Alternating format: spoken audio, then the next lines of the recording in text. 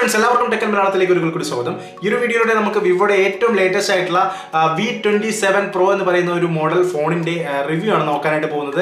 ഏകദേശം 6-7 ദിവസമായിട്ട് ഞാൻ ഈ ഒരു ഫോൺ യൂസ് ചെയ്യുന്നുണ്ട്.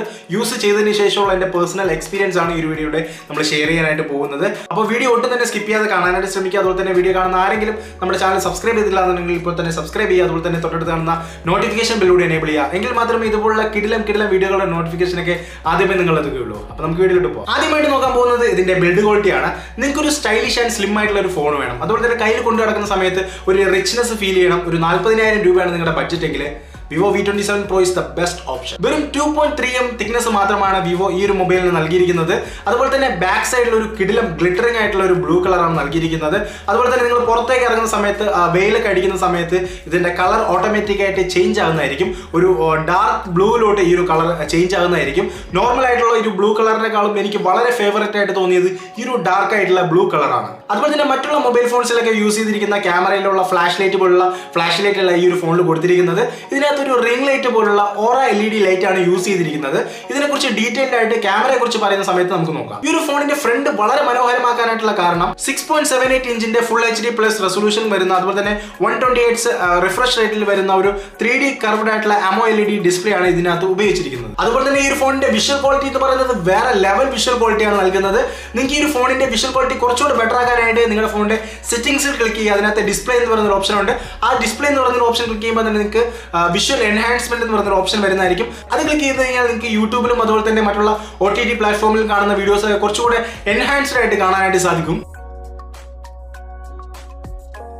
അതുപോലെ തന്നെ ഈ ഒരു ഫോണിന്റെ സെറ്റിംഗ്സിൽ നിങ്ങൾക്ക് ഒരുപാട് കുട്ടി അനിമേഷൻസും കാര്യങ്ങളൊക്കെ ചേഞ്ച് ചെയ്യാനായിട്ട് സാധിക്കും. നിങ്ങൾ ചാർജ് ചെയ്യുമ്പോൾ അനിമേഷൻ, അതുപോലെ തന്നെ ഫിംഗർപ്രിന്റ് കൊടുക്കുമ്പോൾ അനിമേഷൻ, ഫേസ് അൺലോക്ക് ചെയ്യുമ്പോൾ അനിമേഷൻ ഒക്കെ നിങ്ങൾക്ക് വളരെ സിമ്പിൾ ആയിട്ട് ഈ ഒരു ഫോണിൽ സെറ്റിംഗ്സ് വഴി ചേഞ്ച് ചെയ്യാനായിട്ട് സാധിക്കുന്നതാണ്. അടുത്തതായിട്ട് നമ്മൾ നോക്കാൻ പോകുന്നത് ക്യാമറയാണ്.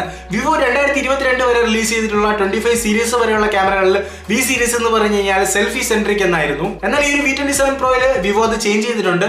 പ്രൊഫഷണൽ പോർട്രേറ്റ് എന്ന മോഡലിലാണ് വിവോ ഇത് റിലീസ് ചെയ്തിട്ടുള്ളത്. ഇനി ഒരു ഫോണിന്റെ ക്യാമറ സെൻസറിനെ കുറിച്ച് നോക്കാം. റിയൽ പ്രൈമറി ക്യാമറ ആയിട്ട് സോണി IMX766V എന്ന് പറയുന്ന ഒരു സെൻസറാണ് യൂസ് ചെയ്തിട്ടുള്ളത് വിത്ത് ഒപ്റ്റിക്കൽ സ്റ്റെബിലൈസേഷൻ. അതുപോലെ തന്നെ 8 മെഗാ പിക്സലിന്റെ ഒരു അൾട്രാ വൈഡ് ക്യാമറയും അതുപോലെ തന്നെ 2 മെഗാ പിക്സലിന്റെ ഒരു മൈക്രോ ക്യാമറയും ഈ ഒരു ഫോണിന് നൽകിയിട്ടുണ്ട്. അതുപോലെ തന്നെ ഫ്രണ്ടിൽ റെസൊല്യൂഷൻ ഒട്ടും കുറയ്ക്കാതെ അതേ 50 മെഗാ പിക്സലിന്റെ തന്നെ ഒരു സെൽഫി ക്യാമറയാണ് കൊടുത്തിരിക്കുന്നത്. അതിനകത്ത് ഐ ഓട്ടോ ഫോക്കസ് എന്ന് പറയുന്ന ഒരു ഫീച്ചറും അവൈലബിൾ ആണ്. അതുപോലെ തന്നെ നിങ്ങൾക്ക് ലെഫ്റ്റ് ഐ ആണോ ഫോക്കസ് ചെയ്യേണ്ടത്, റൈറ്റ് ഐ ആണോ ഫോക്കസ് ചെയ്യേണ്ടത് എന്നുള്ളത് സെറ്റിംഗ്സിൽ ചേഞ്ച് ചെയ്ത് കൊടുക്കാനായിട്ട് സാധിക്കുന്നതാണ്. എന്നെ ഏറ്റവും കൂടുതൽ ഇംപ്രസ് ചെയ്യിപ്പിച്ചത് ഇതിന്റെ പിക്ചർ ക്വാളിറ്റി ആണ്. നിങ്ങൾക്ക് ബാക്ക് ക്യാമറയിലായാലും അല്ലെങ്കിൽ സെൽഫി ക്യാമറയിലായാലും നല്ല ക്ലാരിറ്റിയിലുള്ള കിടിലം ഡീറ്റെയിൽഡ് ആയിട്ടുള്ള ഫോട്ടോസ് എടുക്കാനായിട്ട് സാധിക്കും. അതുപോലെ തന്നെ ഒരു പ്രൊഫഷണൽ പോർട്രേറ്റ് ഫോൺ എന്നാണ് ഈ ഒരു ഫോണിനെ വിശേഷിപ്പിക്കുന്നത്. അതുകൊണ്ട് തന്നെ കിടിലം സ്റ്റൈൽസിലുള്ള പോർട്രേറ്റ് മോഡുകളും ഈ ഒരു ഫോണിനകത്ത് അവൈലബിൾ ആണ്. മറ്റവരെ നിങ്ങൾക്ക് ട്രസ്റ്റ് ചെയ്യാൻ നൈറ്റിൽ കിടിലം ഫോട്ടോസ് ഈ ഒരു ഫോൺ വഴി നിങ്ങൾക്ക് എടുക്കാനായിട്ട് സാധിക്കും. ഈ ഒരു ഫോണിന്റെ ഏറ്റവും വലിയ ഹൈലൈറ്റ് ആണ് നമ്മൾ നേരത്തെ പറഞ്ഞ ഓറ ലൈറ്റ് എന്ന് പറയുന്നത്. നമ്മൾ നോർമൽ ഫ്ലാഷ് ലൈറ്റ് ഉപയോഗിച്ച് ഫോട്ടോസ് എടുക്കുന്നതിനേക്കാളും വളരെ പിക്ചറൊക്കെ സ്മൂത്ത് ആയിട്ടുള്ള പിക്ചർ നമുക്ക് ഈ ഒരു ഓറ LED ഉപയോഗിച്ച് എടുക്കാനായിട്ട് സാധിക്കും. വളരെ നല്ലൊരു ക്ലാരിറ്റിയിൽ നമുക്ക് ഈ ഒരു ഓറ ലൈറ്റ് ഉപയോഗിച്ചുകൊണ്ട് ഫോട്ടോസ് എടുക്കാനായിട്ട് സാധിക്കും. ഈ ഒരു ഫോണിന്റെ ഇമേജ് ക്വാളിറ്റി പോലെ തന്നെ ഇതിന്റെ വീഡിയോ ക്വാളിറ്റിയും വേറെ ലെവലാണ്. കാരണം നമുക്ക് സെൽഫി ക്യാമറ ഉപയോഗിച്ചുകൊണ്ട് നമുക്ക് 4K 60 FPS വീഡിയോ എടുക്കാനായിട്ട് സാധിക്കുന്നതാണ്. 40,000 രൂപയ്ക്കുള്ളിൽ വരുന്ന മിക്ക ഫോൺസിലും നമുക്ക് സെൽഫി ക്യാമറ ഉപയോഗിച്ചുകൊണ്ട് ഫുൾ HD മാത്രമേ വീഡിയോ എടുക്കാനായിട്ട് സാധിക്കത്തുള്ളൂ. എന്നാൽ ഈ ഒരു ഫോണിൽ നമുക്ക് 4K നല്ല ക്രിസ്റ്റൽ ക്വാളിറ്റിയിൽ വീഡിയോ എടുക്കാനായിട്ട് സാധിക്കുന്നതാണ്. അതുപോലെ തന്നെ ഈ ഒരു ഫോണിന്റെ ക്യാമറയ്ക്കുള്ളിൽ നമുക്ക് മൈക്രോ മൂവീസ് എന്ന് പറയുന്ന ഒരു കിടിലം ഫീച്ചറും കാണാനായിട്ട് സാധിക്കും. നിങ്ങൾ റീൽസ് അതുപോലെ തന്നെ ഷോർട്സ് ഒക്കെ എടുക്കുന്ന ആൾക്കാരാണെങ്കിൽ നിങ്ങൾ മൈക്രോ മൂവീസ് എനേബിൾ ചെയ്തിട്ട് നിങ്ങൾ വീഡിയോ എടുക്കാനായിട്ട് ശ്രമിക്കുക.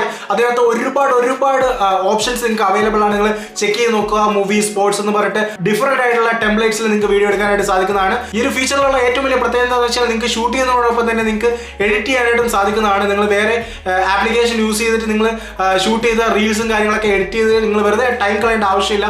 ഈ ഒരു ഫീച്ചർ ഉപയോഗിച്ചുകൊണ്ട് നിങ്ങൾക്ക് കിടിലം വീഡിയോസ് ഒക്കെ ഷൂട്ട് ചെയ്യാനായിട്ട് സാധിക്കുന്നതാണ്. അടുത്തായിട്ട് നമ്മൾ നോക്കാൻ പോകുന്ന ഈ ഒരു ഫോണിന്റെ ബാറ്ററിയാണ്.